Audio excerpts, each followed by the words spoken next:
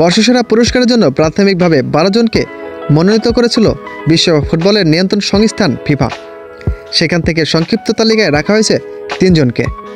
বৃহস্পতিবার 14 ডিসেম্বর প্রকাশিত সেই তালিকায় সেরা ফুটবলারের দৌড়ে তরুণ এর্লিং হল্যান্ড এবং কিলিয়ান এমবাপ্পের সঙ্গে আছেন লিওনেল মেসি।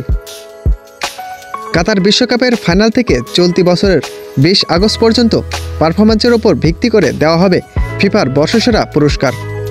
আগামী বছরের 15 জানুয়ারি লন্ডনে এক অনুষ্ঠান আয়োজন করে জানানো হবে বিজয়ীর নাম। সেরা খেলোয়াড় বাছাইয়ের জন্য ফিফা ফুটবল বিশ্লেষকেরা প্রথমে 12 জনের একটি প্রাথমিক তালিকা প্রকাশ করেছিল।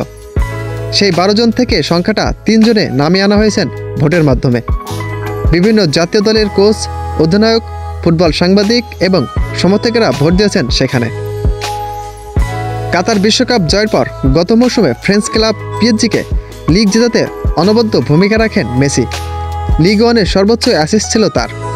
মৌসুম শেষে পিএসজি ছেড়ে যুক্তরাষ্ট্রের ক্লাব ইন্টার মিয়ামিতে যোগ দেন মেসি।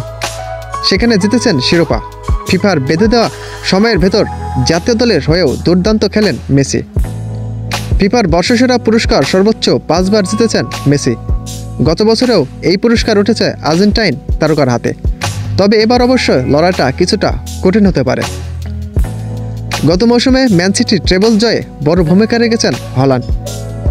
সব মিলিয়ে 52টি গোল করে রেকর্ডের পর রেকর্ড ভেঙেছেন নরওয়েজিয়ান তারকা।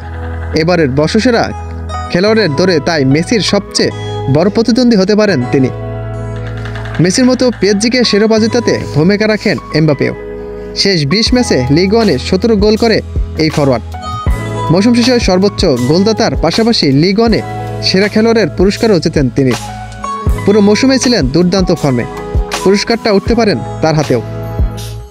প্রিয় ভিউয়ার্স, আপনাদের কি মনে হয় এবারের ফিফা বর্ষসেরা পুরস্কার কার হাতে উঠতে পারে তা অবশ্যই কমেন্ট বক্সে জানাবেন এবং ভিডিওটি ভালো লেগে থাকলে অবশ্যই একটি লাইক করে যাবেন।